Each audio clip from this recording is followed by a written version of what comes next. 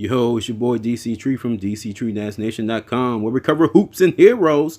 And today we're talking hoops.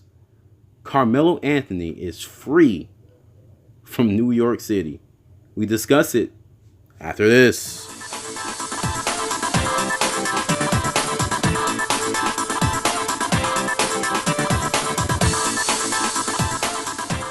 Oh man, oh man. This is a lot of firepower on one team, ladies and gentlemen. But can OKC handle it? Can Russell Westbrook handle the responsibility? There's only one basketball. Can they share it? And that's the question on everybody's minds. And my answer is yes. They can share it. It all starts with Russell Westbrook, the MVP.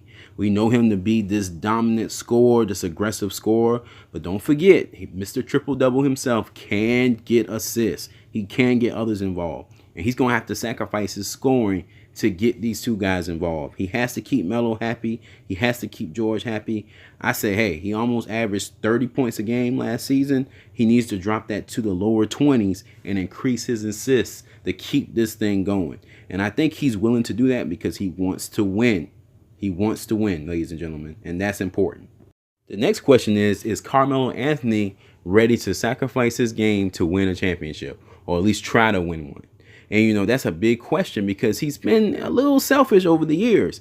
But after being in that desert of mediocrity, the New York Knicks, he has to be thirsty for an opportunity to compete, has to be thirsty for an opportunity to make the playoffs, has to be thirsty for a shot at the finals. So he can help the team in other ways. He's a heck of a rebounder, averaging 7 for his career. So if he can up that, he can really help OKC along with his scoring, because they're going to be a pretty small team. They're going to be a little small, but the NBA is smaller these days. So it may not be that huge of a factor, but I think it might hurt them against bigger teams like San Antonio.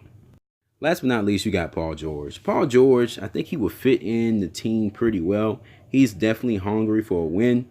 I just think maybe he might get a little irritated if he doesn't get the last shot of the game, like he did back in Indiana in the playoffs that time. So if he can get over that, the fact that Westbrook is definitely taking the last shot, then he'll be fine. Overall, I got to say, I think it's a good trade because the Oklahoma City fans deserve this, man. They're just a fan base that you tend to respect. They're not like the Lakers or the Knicks fans that just are total jerks.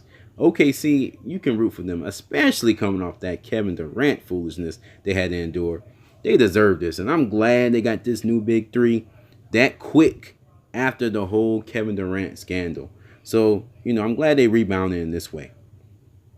All right, guys, that's it for this one. I think the trade is going to be pretty interesting to follow this year.